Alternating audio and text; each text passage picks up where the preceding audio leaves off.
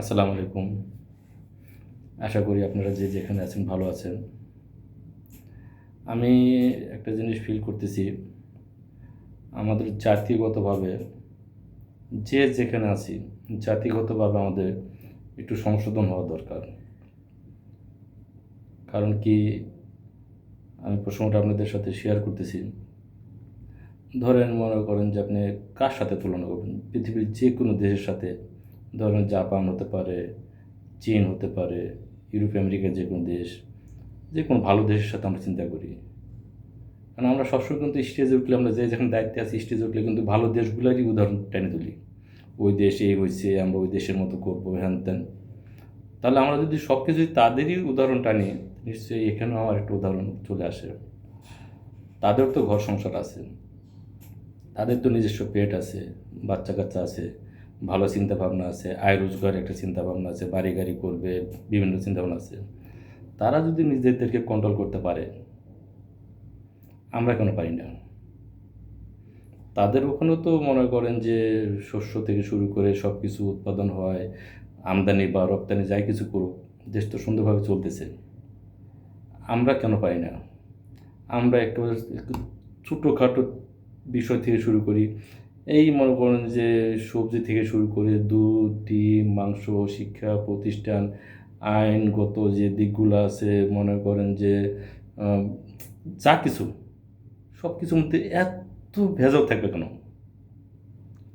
আমাদের এই সব কিছু মূলে মনে হচ্ছে যে আমরা পৃথিবীতে আসছি শুধু ভেজাল করার জন্য।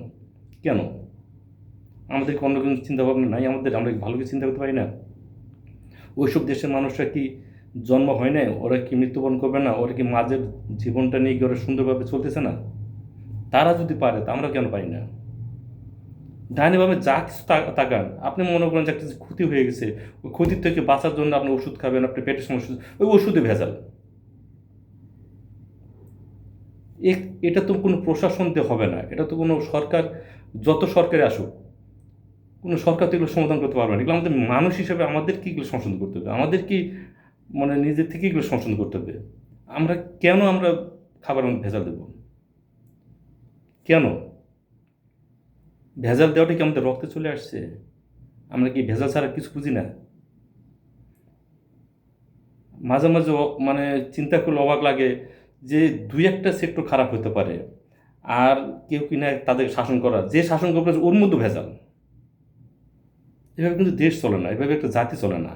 আমি যা দেখতেছি আমাদের দেশটা ধ্বংস করার জন্য, ওই মনে করেন যে আশেপাশে কোনো দেশ হামলা করবে, দেশ ধ্বংস দরকার নাই, আমরা নিজেরাই নিজে ধ্বংস করে ফেলতেছি। আমরা নিজেরাই ধ্বংস পুরো ধ্বংসের দ্বার প্রান্তে চলে আসছি। আপনি ভালো একটা চিকিৎসা নেবেন, দেখবেন যে এখানে আপনার কত ভেজাল। মানুষ ওই ওই দেখা গেলো যে ওই কোনো আল্লাহ, জন্ম মৃত্যু সব আল্লাহর হাতে। দেখা গেলো যে আপনি মারা গেছেন, মরা মানুষটার নিয়েও ব্যবসা শুরু করে দিচ্ছে। মানে আমরা কীভাবে আমরা দুর্নীতির শেষ পর্যায়ে পৌঁছে গেছি!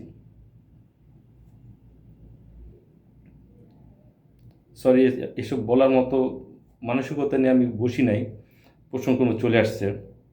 আসুন, তর্ক বা বিতর্ক এগুলো কোনো কিছু সমাধান না। আমরা নিজ থেকেই সংশোধন করি, নিজ থেকেই নিজেদের কন্ট্রোল করি। কারণ যখন আপনি মারা যাবেন তখন অন্য কেউ এসে আপনাকে সাপোর্ট দেবে না। আপনি যতটুকু ইমানি শক্তি আছে ওটুকুই আপনার সাপোর্ট হবে। আপনি যদি মনে করেন যে এই করতেছি, অমুকের চ্যানেল আছে, অমুক ধরে আমি করতেছি, পার পায়ে যাব, যাবতীয় সমস্যার সমাধান করে দিবে, না, নিঃশ্বাসটা বন্ধ হওয়ার পরে এগুলো কেউ আপনার সঙ্গে যাবে না। অতএব জাস্ট নিজে পৃথিবী থেকে আসছেন, নিজে পৃথিবীতে চলে যাবেন। আপনার যতটুকু কাজ ততটুকুই আপনার সঙ্গে যাবে, বাইরে কিছু না। আসুন আমরা সবাই সৃষ্টিকর্তাকে স্মরণ করি, তার নির্দেশ মতে, তার দেওয়া মেধা শক্তি, তার দেওয়া ইমানি শক্তি নিয়ে চলি। নিঃশ্বাসটা বন্ধ হলে সব শেষ হয়ে যাবে। আমাদের পূর্বে কোটি কোটি মানুষ চলে গেছে। আপনি হয়তো মনে করতে পারেন যে আমি ছোটো মানুষ, হ্যান আমার এগুলো শুনে লাভ কী? ছোটো আপনি মহল্লা গিয়ে দেখেন, ছোটো গরিব ফ্যামিলি যে গোরস্থান আছে ওইখানে অনেক লোক ছিল। আরও বড় কিছু দেখতে চান, কখনো সুযোগ পেলে ঢাকা আসেন, বাংলাদেশের সবচেয়ে টপ কোয়ালিটি বড় লোকরা যেখানে চিরশয্যায় শায়িত আছে, বনানী কবরস্থান আছেন, গুলশানে বা বিভিন্ন জায়গায় যে বড় বড় কবরস্থান আছে, যেখানে ধনিয়া লাগে, ওখানে গিয়ে দেখেন তারাও শেষ। তাদের সঙ্গে কিছু যায় নাই। তাদের শয়ে শয়ে কোটি টাকা হিসাব করলে বললো শয়ে শয়ে কোটি ডলারের মালিক তারা, কিচ্ছু নিয়ে যেতে পারে নাই। অতএব আল্লাহ আপনাকে, আল্লাহ আপনি জীবন দিয়েছে, সংসার দিয়েছে, ফ্যামিলি দিয়েছে, সে চলার মতো যথেষ্ট যথেষ্ট লাইন দিয়ে দিয়েছে আপনাকে। অতএব ভেজালে কোনো দরকার নেই। যা আছে ওর মধ্যে সুন্দরভাবে পরিচ্ছন্ন একটা জীবন তৈরি করি, পরিচ্ছন্ন একটা সমাজ তৈরি করি, পরিচ্ছন্ন একটা দেশ তৈরি করি। তা না হলে বাইরের লোক আমাদের ধ্বংস করতে হবে না, আমরাই ধ্বংস হয়ে যাব। ওকে, থ্যাংক ইউ। সকলে ভালো থাকবেন। আল্লাহ আমাদেরকে অশেষ রহমত দান করুক। অনেক ধন্যবাদ।